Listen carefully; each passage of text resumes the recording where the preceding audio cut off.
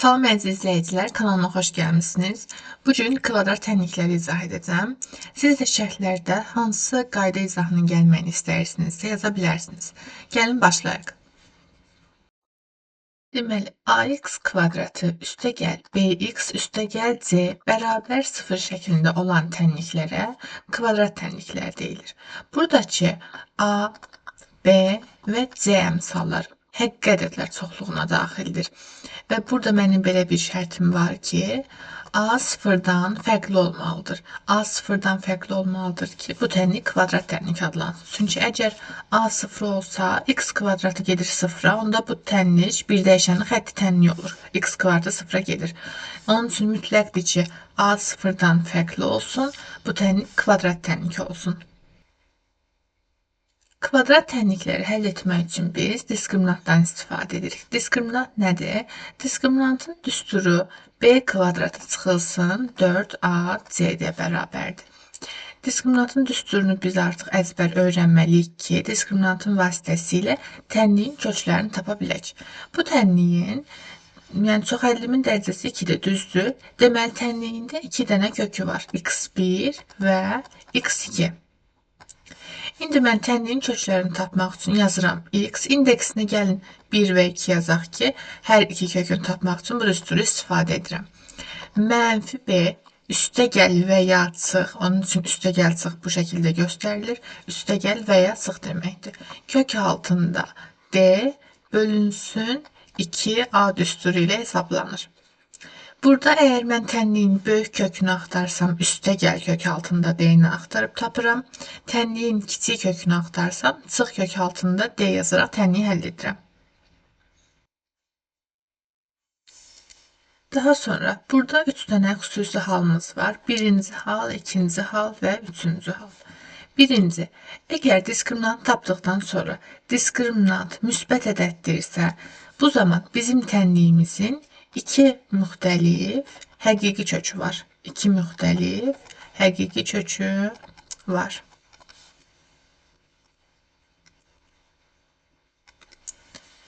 Əgər diskriminant sıfıra bərabərdirsə, bu zaman tənliyin 2 bərabər kökü var.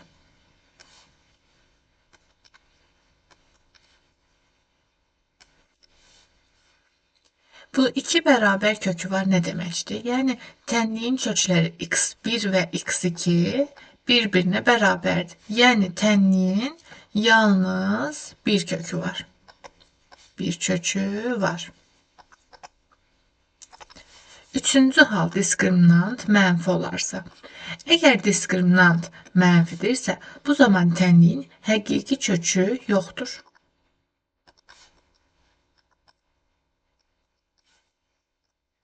Deməli, indi gəlin bir dənə misal nümunəsinə baxaq. Məsələn, yazıram ki, 4x kvadratı üstəgəl 20x üstəgəl 16 bərabər 0.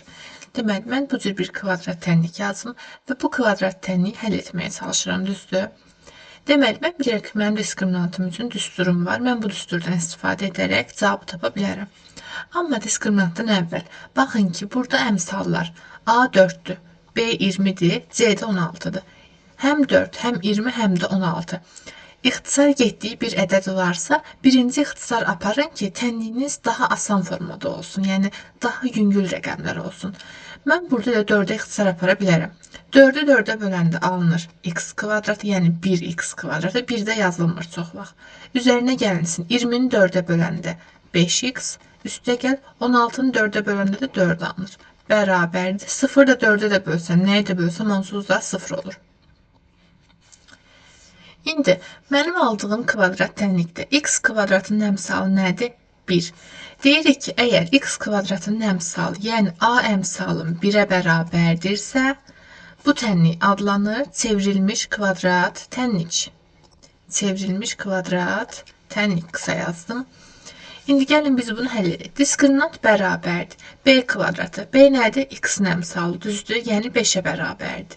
5-in kvadratı çıx. 4 vurulsun A. A nəyə bərabərdir? X kvadratının əmsalıdır. 1-ə vurulsun C. C də sərbəst həddir. Yəni dəyişən olmayan. O da 4-ə bərabərdir. Bu da 25 çıxılsın 16, yəni 9-a bərabərdir. İndi tənliyin kökləri x1, x2 necə idi? Mənfi b, üzərinə gəl və ya çıx kök altında d, bölünsün 2a düsturu ilə hesablanırdı. İndi gəlin yerinə qoyaq.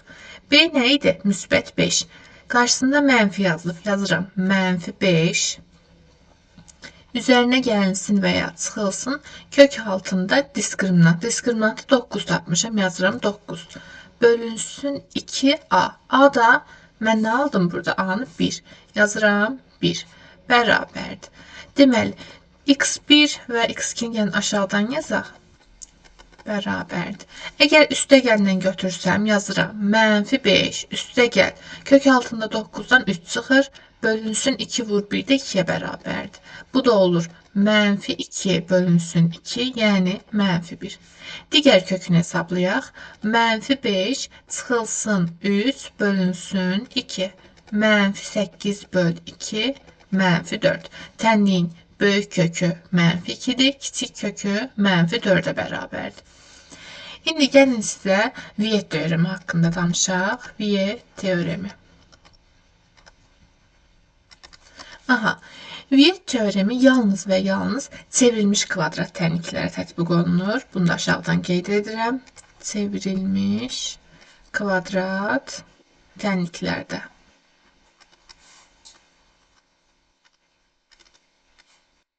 Deməli, Viet teoremi nədir? Viet teoreminə görə çevrilmiş kvadrat tənliyin kökləri, yəni x1 və x2 haqqında biz nə deyə bilərik?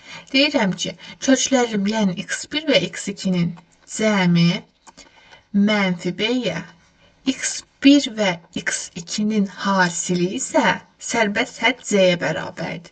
Bax, bu bizim Viet teoremimizdir. İndi gəlin biz çevrilmiş kvadrat tənlik, bax buradakı nümunəni tətbiq edək bura.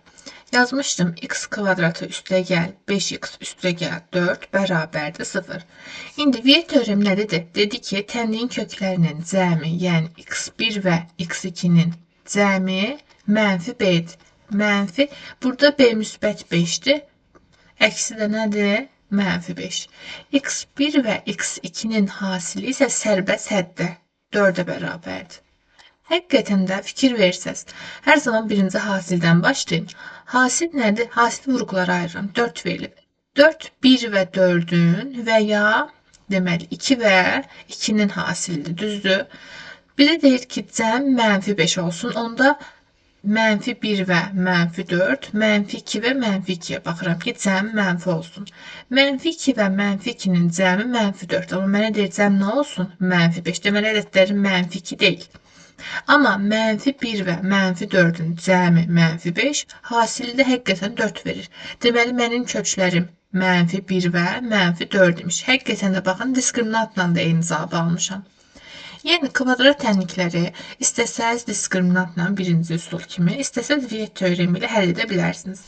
Amma bunu yadınızda saxlayın ki, Viet teoremi yalnız və yalnız çevrilmiş kvadrat tənliklər üçün əlverişlidir. İndi isə baxırıq kvadrat tənlik qurulmasına. Məsələn, bizə belə bir sual verə bilər ki, deyər ki, köklər cəmim, yəni x1 üstəgəl x2 5 olan, amma köklər hasilim 6 olan kvadrat tənliyi qurun. Bizə bunları verir və deyir ki, kvadrat tənliyi özünüz qurun. Mən də baxıram ki, köklər cəmi və köklər hasilim varsa, Viet teoreminə əsasən kvadrat tənliyi qura bilərəm. Viet teoremində də bilirəm ki, x kvadratının əmsalı nə idi? 1. Çünki çevrilmiş kvadrat tənliyi olmalıydı. Deməli, çevrilmiş kvadrat tənliyi biz necə yazırdıq? X kvadratı üstəgəl px üstəgəl q bərabərdir 0. Bu p və q-ni nəyə görə belə yazdım? Gəlin bunu da qıraqda göstərək. Normalda a əmsalı olan zaman ax kvadratı üstəgəl bx üstəgəl c bərabərdir 0 olur, düzdür? İndi burada x kvadratının əmsalı 1'dir, düzdür? Yazılmayan 1'dir. 1 almaq üçün a-nı mən nəyə bölürəm? A-ya, düzdür? Mən əgər belə deyək də, hər hansı bir həddi a-ya böldümsə, tənliyin köklərinin, yəni cavabı dəyişməməsi üçün hər bir həddini A-ya bölməliyəm. B-ni də A-ya bölürəm, C-ni də A-ya bölürəm. 0 da əslində A-ya bölürəm. Sadəcə 0-ı A-ya böləndə onsuz da cavab 0 olur deyə bunun çox bir əhəmiyyəti olmur. İndi aşağıda nə alınacaq? X kvadratı üstə gəlinsin B böl AX üstəgəl C böl A bərabər 0. Əslində, bax bu özü də çevrilmiş kvadrat tənlikdir. Çünki x kvadratının əmsalı 1-dir. Sadəcə burada kəsirlər olduğu üçün, biraz səliqəli görünmədiyi üçün biz burada əvəz eləmə yazırıq. Yəni B böl A bərabər P, C böl A bərabər Q şəklində yazırıq. Yəni siz əksər kitablarda bu şəklində görəcəksiniz. Çevrilmiş kvadrat tənliyi də ona görə mən burada P və Q ilə yazdım. Yəni bu sadəcə bir əvəzləmədir. İndi qayıdaq biz məsələmizə. Bizə deyir ki, köklərimin cəmi 5 olsun, hasili 6 olsun. Köklər cəmi nə idi? Mənfi x-in əmsalı. Burada x-in əmsalı nədir? P. Onda yazıram mənfi P. Köklər hasilimi isə sərbəst həddi idi. Burada da sərbəst hədd Q-dür. Onda yazıram ki, bərabərdir Q-yə. Gəlin yerinə qoyaq. X kvadratı P onda nəyə bərabər olacaq? Baxın burada 5 bərabərdir mənfi P, düzdür? 5 bərabərdir mənfi P.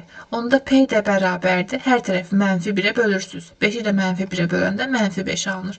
Onda P-nin yerinə nə yazmalıyam? Mənfi 5. Yazaq. Mənfi 5. Yanında x var. Q də nəyə bərabərdir? 6-ya. Üstə gəl 6 bərabər 0. Mən kvadrat tənliyimi artıq qurdum. Bu qədər. İndi ümumi düstur kimi biz əgər bunu yazmaq istəsək, çevrilmiş kvadrat tənliyi qurmaq üçün nə etməliyik biz? X kvadratı. Baxın burada. X-in əmsalı nə oldu? Mənfi 5. Çünki köklər cəmin 5 idisə 5-in əksi oldu. Ona görə yazıram. Çıxılsın, mötərizədə yazıram. Çünki ifadənin qarşısında əgər mən çıx yazmışamsa, mənfi yazmışamsa, mötərizədə yazıram. X1 üstə gəl, x2. x1 plus x2 vurulsun x. Üzərinə gəlinsin Q. Q də nə idi? Köklər hasilim. Yəni x1 vur x2 bərabər 0. Bizə köklər hasili və köklər cəmi verilirsə, kvadrat tənliyi qurmaq üçün bax biz bu ümumi formuldan istifadə edirik. İndi isə gəlin baxaq vuruqları ayırmaya. Biz çox hədlərdən də bilirik əslində vuruqları ayırmanı, amma yenə də yazaq. Deməli, bizim ax kvadratı bx üstəgəl c şəklində olan kvadrat tənliyi bizi vuruqlara ayıran zaman a əmsalını qarşıda yazırıq və vuruqlarımız necə olacaq? Bərabərdir 0. Biz bilirik ki, tənliyi 0-a bərabər edən o tənliyin kökləridir də, düzdür? x1 və x2-nin özüdür. Yəni, x çıxılsın x1, x çıxılsın x2 şəklində vuruqlara ayrılır. Nəyə görə bu belədir? Tənliyin kökləri x1 və x2-dir, düzdür? X-in yerinə x1 qoyan zaman, gəlin birincidə, x-in yerinə qoyuram x1 tənliyin kökünü. Çıxılsın x1 olanda bu mənə 0 verir, düzdür? 0 da mən burada a-ya da vursam, digər vuruğa da vursam, cavabım nə olacaq? 0. Yəni, bunu unutmayın ki, tənliyin kökləri x1 və x2 hər zaman bu tənliyi doğru bərabərliyə çevirən qiymətlərdir. Yəni, bizim bərabərliyin sağ tərəfi 0-a bərabər olduğu üçün tənlikdə x-in yerinə x1-i və x2-ni qoyan zaman mütləq ki, cavabım 0 olsun. Ona görə vuruqları ayıran zaman da vuruqları mütləq x çıx x1 və x minus x2 olmalıdır. Burada da x-in yerinə x2-ni qoyanda x2 çıx x2 0 verir. 0-da nəyə vursam 0 olacaq. A əmsalı qarşıda yazılır ki, x kvadratının əmsalıdır da, düzdür? X kvadratının əmsalıdır. Ona görə də qarşıda yazılır. İndi gəlin çox hədlərdə dediyim üsulda deyim. Çox hədlərdə mən demişdim, gəlin bir də məsələn nümunə yazaq. A əmsalı olan bir nümunə yazaq. Məsələn, mən bu cür bir nümunə yazdım. Bizə deyə bilər ki, bunu vuruqlara ayırın. Yəni, bu kvadrat tənliyi vuruqlara ayırın. Birinci biz çox hədlərdən bildiyimiz üsulu yazacağım. Birinci üsul. Daha sonra burada yazdığım kvadrat tənliklə köklər taparaq ümumi formul yazdım bura. Bax, bununla da yazmağı göstərəcəm. Amma gəlin birinci bildiyimiz çox hədli üsulu ilə yazaq. İstənilən bir çox hədini 2x kvadrat üstə gəl 5x üstə gəl 2 bərabər də 0-ını hələ ki yazmıram. Bu çox hədli vuruqlara ayırmaq üçün mən demişdim ki, nə etmək lazımdır? Demişəm ki, burada x-in əmsalı olduğu kimi, yəni işarəsinin əksi olmadan müsbət 5 mənə göstərirdi cəmi. Buradakı x kvadratının əmsalı 2 və sərbəst hədd 2-nin hasili isə bərabərdir 4. Bu isə mənə deməli hasili göstərir. Hasil nəyin hasili? Yəni vuruqları ayıran zaman gələcəyim ədədlərin hasilidir. İndi hansı ədədlərin hasili 4 cəmi müsbət 5-dir? Elə görünür ki, müsbət 1 və müsbət 4. Çünki müsbət 1 və müsbət 4-ün hasili 4, cəmi isə 5 verir, düzdür? Deməli, vuruqları ayıran zaman yazıram ki, x üstə gəl 1. Burada x-in qabağını biraz boş qoyuram, çünki a əmsalım var. Vurulsun, x üstə gəl 4. Deməli, vuruqlarım bu şəkildə olacaq. Amma burada nə var? A əmsalı. Mən şagirdlərimə demişəm ki, buradakı vuruqların birində x-in əmsalını, yəni x-i vurursunuz 2-yə, vuruqların birində. Digər vuruqda isə x-i yox, sərbəst həddi 2-yə bölürsünüz. Deməli, necə olacaq bu da aşağıdan göstərək. 2x üstə gəl 1, vurulsun. 4-ü 2-yə bölündə 2 alınır. X üstə gəl 2. Deməli, mən kvadrat tənliyimi vuruqlara ayıra bildim. Bu çox hədləri dediyimiz oldu. İndi isə gəlin bizim kvadrat tənliklərdə öyrəndiyimiz üsulla yazaq. Tənliyin köklərini x1 və x2-ni tapmalıyam. Gətirib bu formulda yerinə qoymalıyam. Bu da ikinci üsuldur. Gəlin yazaq. Tənlik necədir? 2x kvadratı üstə gəl 5x üstə gəl 2 bərabər 0. Tənliyin köklərini tapmaq üçün diskriminantdan istifadə etməliyim. Çünki bu çevrilmiş bir kvadrat tənlik deyil. D bərabərdir. B kvadrat, yəni 5-in kvadratı çıx. 4 vurulsun A, yəni 2 vurulsun C, yəni 2. 25 çıxılsın 16. 9-a bərabərdir diskriminantım. Tənliyin kökləri. Birinci köküm mənfi B, yəni mənfi 5. Üstə gəl kök altında 9 böl 2 vurulsun A. A da burada 2-yə bərabərdir. Mənfi 5 üstə gəl 3 bölünsün 4. Yəni bu da oldu mənfi 2 böl 4 mənfi 2-də 1. Bu oldu mənim birinci köküm. İkinci kökümü axtarıram. Bu da mənfi 5 çıxılsın kök altında 9 bölünsün 2 vur 2. Mənfi 5 çıx 3 böl 4. Mənfi 8 bölünsün 4. Yəni mənfi 2. Tənliyin köklərini tapdım. Tapdıqdan sonra gətirirəm bu formulda yerinə qoyuram. A nəyə bərabərdir burada? 2-yə düzdür. Yazıram. 2 vurulsun. X çıxılsın x1. X1'im nədir? Mənfi 2-də 1 yazıram. Çıxılsın mənfi 2-də 1. Mötərizəni bağlayıram. Vurulsun, x çıxılsın, x2. İkinci kökümdə mənfi 2-dir. Çıxılsın, mötərizədə mənfi 2 yazıram. Bərabərdir 0. Düzdür? Aha. Deməli, burada gəlin biraz sadələşdirək. 2 vurulsun. Mənfi və mənfi toqquşanda nə olur? Müsbət. Üzərinə gəlinsin, 2-də 1. Vurulsun. Mənfi ilə mənfi toqquşur, olur. Üstə gəl, 2. Bərabərdir 0. Deməli, burada zaten rəqəmlərim tam ədəddir, amma burada kəsir var. Mən də kəsirlə görmək istəmirəm. Gəlin bu 2-ni mötərizənin daxilinə vurub açaq. 2-ni vururam x-a, nə olacaq? 2x. 2-ni vururam 2-də 1-ə, nə olacaq? 2-lər məxrəcdən gedir, müsbət 1 qalır. Aha. Vurulsun. Digər vurğumda olduğu kimi qaldı. Baxıram görüm eyni ədəd, yəni eyni cavabı aldım mən.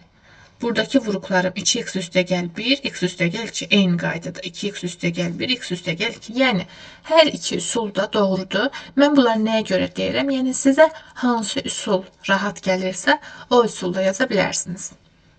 İndi isə gəlin, burada B və C əmsallarından asılı olaraq hallarımıza baxaq. Birinci halda yazmışam ki, həm B, həm də C sıfırdır. Bizdə C nəyə göstərirdi? Hasili, düzdür. Əgər C sıfırdırsa, deməli, tənliyin köklərinin biri sıfırdır. Burada həmsinin B də sıfırdır. B bizə nəyi göstərirdi? Cəmi göstərirdi də, düzdür. İndi həm B, həm C sıfırdırsa, deməli bu tənliyin kökləri ilə sıfırdır. Bu necə olacaq? Gətirib yerinə qoyuram. AX kvadratı üstə gəl B sıfırdır. 0 vur x üstə gəl c də sıfırdır. Bərabər 0. Bu sıfırlar onsuz da gedir də. Nə qaldı geriyə? Ax kvadrat bərabər 0. Bu tənliyin 0 olması üçün vuruqlar nə olmalıdır? 0. Bu a onsuz da əmsaldır. Geriyə qalan bir dənə x-dır da. X kvadratı 0'dırsa x da yalnız nədir? 0. Onda belə bir qayda çıxır ki, əgər kvadrat tənliyin b və c əmsalları 0'dırsa, onda tənliyin hər iki kökü də elə 0'dır. Hər iki kökü 0'dır da elə yalnız deməli 0 kökü var. Dırnaqda yazaq 0 kökü var. Yalnız bir kökü var, o da 0 köküdür. İkinci hal. B sıfırdan fərqli, C sıfıra bərabər olsun. Yenə C hər zaman yadınızda saxlayın, hasil deməkdir. Deməli, bu tənliyin bir kökü 0 olacaq. İndi gəlin bu dediyimi tətbiq edək. Olduğu kimi yazıram. Ax kvadratı üstə gəl, bx üstə gəl, c. C sıfırdır. Bərabər 0. Bu 0 onsuz da lazım olmur. Geriyə qaldı tənliyin bax bu formada. Ax kvadratı, bx bərabər 0. Bu tənlikdən elə x-i mötərizənin kənarına ortaq vuruq kimi çıxarda bilərəm. Geriyə nə qaldı? A, burada x kvadratı idi, düzdür? X kvadratı idi. Mən x vuruğunu kənara çıxartmışamsa, eyni qaydada kənara bölürəm ki, məxrəcdə daha doğrusu, yazıram ki, ifadənin qiymət dəyişməsin. Bx bölünsün x bərabər 0. Buradan da nə alınır? X vurulsun. Ax üzərinə gəl, b bərabər 0. Deməli, c 0 olan halda mənim tənliyim vuruqlara bu şəkildə ayrılır. Mən də bilirəm ki, ifadənin sağ tərəfi 0-a bərabərdirsə, hər bir vuruq x bərabər 0 olmalıdır. Eyni qaydada ax üstə gəl, b də 0-a bərabər olmalıdır. Buradan belə bir nəticə çıxır ki, tənliyin bir kökü elə 0 kök imiş, c 0 olan halda. Digər ikinci köküm isə ax bərabər mənfi b, x da bərabər mənfi b böl a. İkinci köküm isə mənfi b bölünsün a-ya bərabər olacaqmış. Və nəhayət gəlirəm üçüncü hal. Həm b, həm c sıfırdan fərqlidirsə, bu bizim bayaqdan işlədiyimiz mövzudur. Yəni, iki dənə müxtəlif həqiqi kökü var. İki müxtəlif həqiqi kökü var. İndi isə bir dənə xüsusi hal qeyd yazıram. Deməli, qeyd. Deməli, qeydimiz belədir ki, rasional əmsallı kvadrat tənliyin, deməli, gəlin yazaq dediklərimi, rasional əmsallı kvadrat tənliyin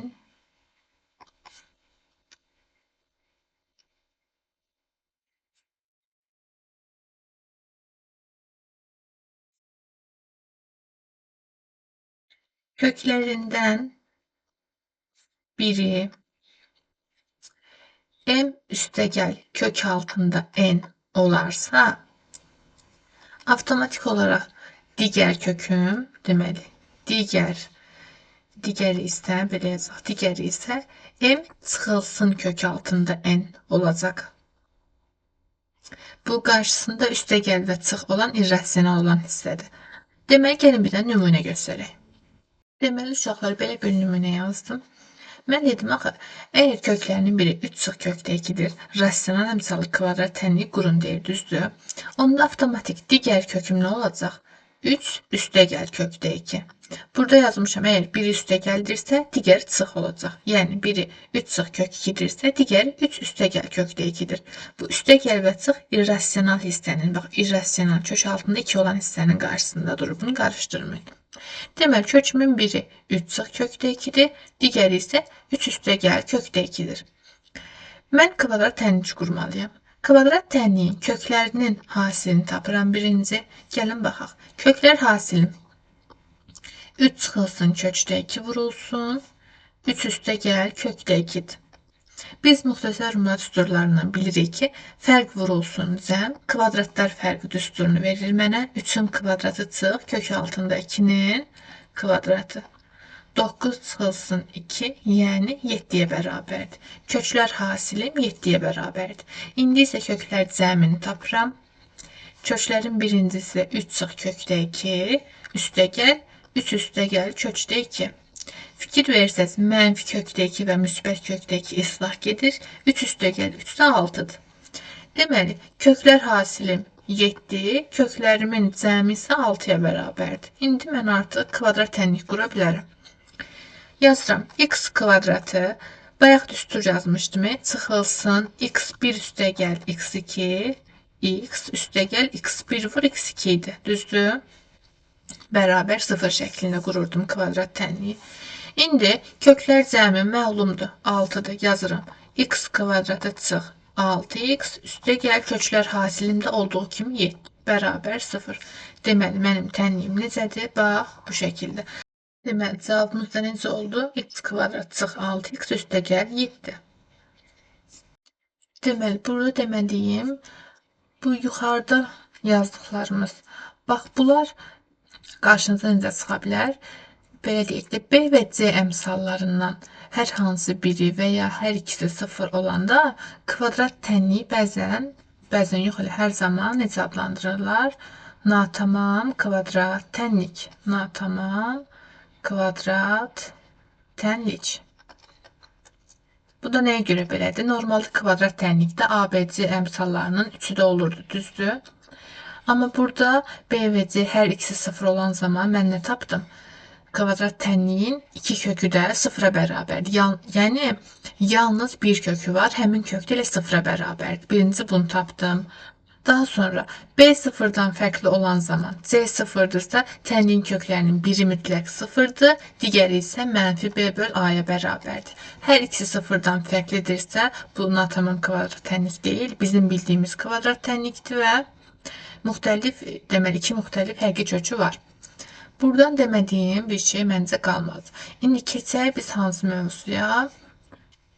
Deməli, tam kvadrat ayırma üsuluna keçək. Onu da gəlin yeni bir səhifədən yazaq. Tam kvadrat ayırmaq üsuluna. Deməli, tam kvadrat ayırma üsulu nədir? Bu tam kvadrat adından da görünür. Bir ifadənin cəmin kvadratı və ya bir fərqin kvadratı olacaq. Biz bunda müxtəsər ruma düsturlarından öyrənmişik. Yəni, mənə verilən kvadrat tənliyi mən, deməli, 2 ədədin cəminin kvadratı və ya fərqinin kvadratı kimi göstərməliyəm. Məsələn, gəlin bir nümunə yazaq. Yazıram ki, x kvadratı çıxılsın 2x çıx 3 bərabər 0. Deyir ki, bu kvadrat tənliyin köklərini tap. Siz təbii ki də birinci üsul kimi diskriminantla tapa bilərsiniz. İkinci üsul kimi Viyetin vasitəsilə tapa bilərsiniz.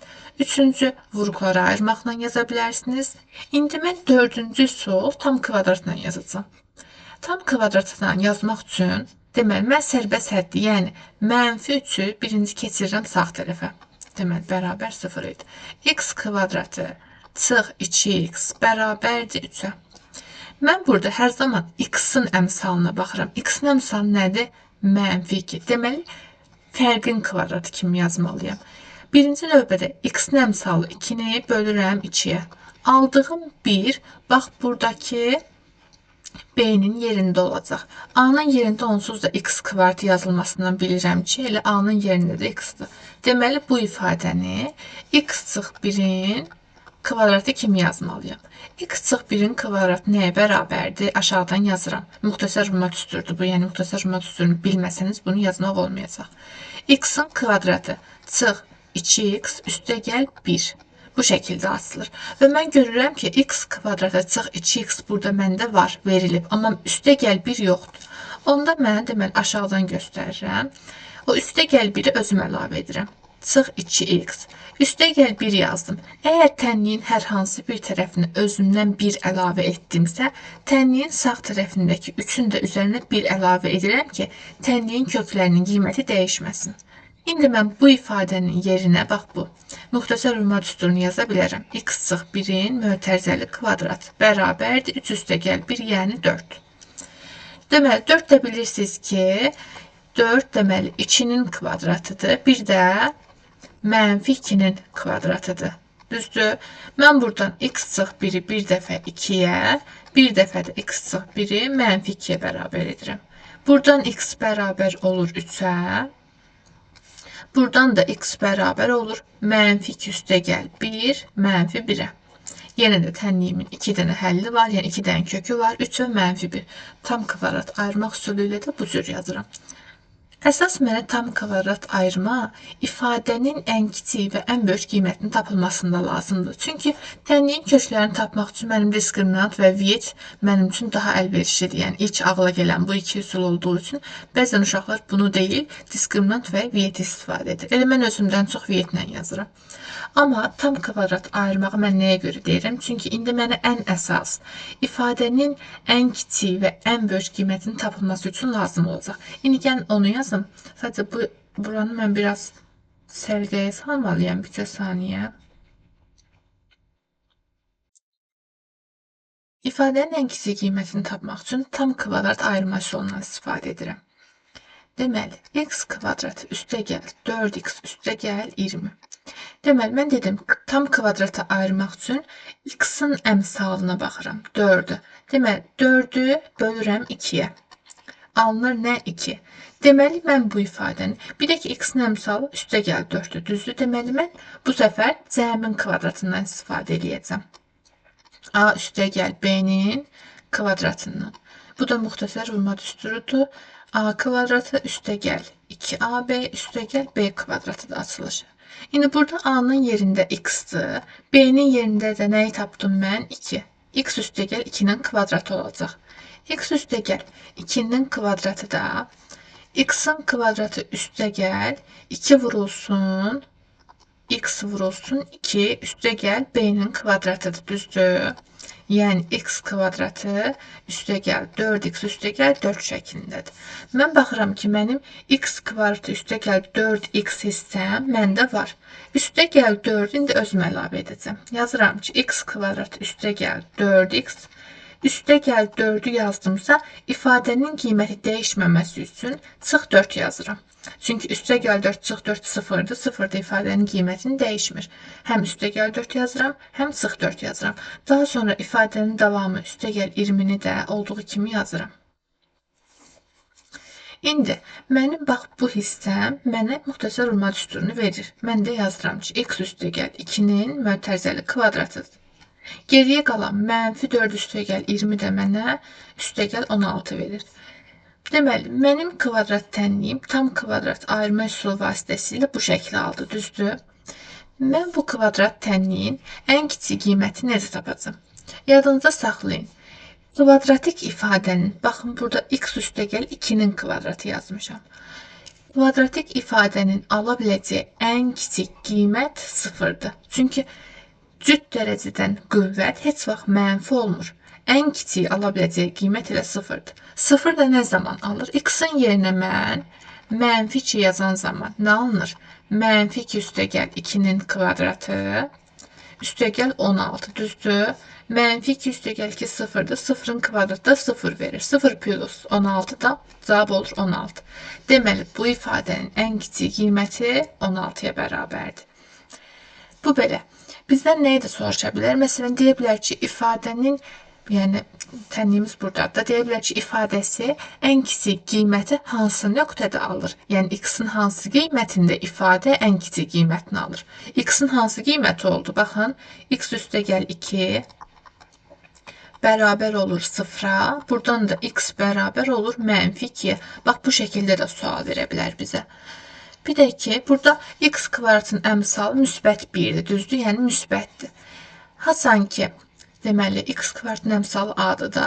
A müsbət olan zaman bizdən ifadənin ən kiçik qiymətini soruşacaq. Kiçik qiymət. Əgər a mənfi olsa, o zaman ifadənin ən böyük qiymətini soruşacaq.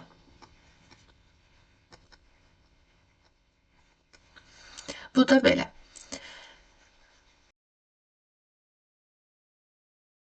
İfadənin ən böyük qiymətinin tapılmasına uyğun bir nümunə də istəyirsiniz, gəlin yazaq. Məsələn, elə eyni tənliyi mənfi əmsalından yazacağam. Mənfi x kvadratı üstə gəl 4x üstə gəl 20 şəklində yazıram. Yadınıza saxlayın, x kvadratın əmsalı mənfidirsə, deməli neyini? Mən hər zaman belə edirəm. Mənfini mötərizənin kənarına çıxardıram. X kvartın əmsalı mənfi olması üçün deməli, mötərizənin daxilinə müsbət x kvart yazıram ki, mənfini müsbətə vuranda mənfi alınsın. Üstə gəl 4x burada almalıyam, düzdür. Kənarda mənfi varsa, mötərizənin daxilində də mənfi 4x olur. Çünki mənfini mənfiyə vuranda müsbət alınacaq. Eyni qaydada müsbət 20 almaq üçün çıxılsın 20 yazıram. Mənfini mənfi 20-yə vuranda müsbət 20 olacaq. Deməli, artıq mən mötərizənin daxilindəki ifadə, baxırsınız bura. Burada x kvartın əmsalı mötərizənin daxilində müsbət 1-dir. Mən mötərizənin daxilini yenə tam kvadrat ayırma üsulu ilə yazıram. Ən kiçik qiymətini tapıram və qarşıdakı mənfiyə vurulanda da ifadənin ən böyük qiymətini tapmış olacağam. Gəlin yazaq. Mənfini mötərizənin kənarında saxlayıram. Bu ifadədə yenə x-in əmsalı nədir? Mənfi 4. Mənfi 4-dürsə, yenə 4-ü bölürəm 2-yə, yenə 2 alınır. Düzdür, deməli, B-nin yerində yenə 2 olacaq. Sadəcə x çıx 4x olduğu üçün ifadənin fərqi kimi yazılacaq. Yəni, x çıxılsın 2-nin kvadratı kimi yazmalıyam. Gəlin yazaq elə, x çıxılsın 2-nin kvadratı. X çıx 2-nin kvadratı necə açılır? X kvartı çıx 4x üstə gəl 4. Məndə x kvartı çıxılsın 4x hissəsi onsuz da verilib. Düzdür? Amma üstə gəl 4 özüm yazdığım üçün yazıram. Çıx 4 və misalın davamı çıxılsın 20-ni yazıram. Və mötərizəni bağlayıram. Bərabərdir. Mənfi x çıx 2-nin kvadratı mənfi 4 çıx 20 də mənfi 24 verir. Bərabərdir. Normalda bu ifadənin ən kiçik qiyməti alması üçün x 2 olur. X çıx 2-nin kvadratı da gedir 0-a. İfadənin ən kiçik qiyməti də nə olur? Mənfi 24. Amma mən baxıram ki, əmsalım nədir? Mənfi. Deməli, ifadənin məndən nəyin soruşur? Ən böyük qiymətini. Mənfini mənfi 24-ə vururam. Bu da olur. Nə? Müsbət 24. Deməli, ifadənin aldığı ən böyük qiymət 24-dür. İfadənin ən böyük qiyməti aldığı nöqtə, yəni x-in hansı qiymətində ən böyük qiyməti alır? Bu zamanda x çıx 2 bərabər olur 0-a, x də bərabərdir 2. Deməli, x 2-yə bərabər olanda ifadə ən böyük qiymətini, yəni 24 alacaq. Bugünlük bu qədər uşaqlar. Bu cür videoların davamının gəlməyini istəyirsinizsə, kanala abunə olmağı, videonu bəyənməyi və şərh yazmağı unutmayın. Növbəti videolarda görüşənədək hələlik.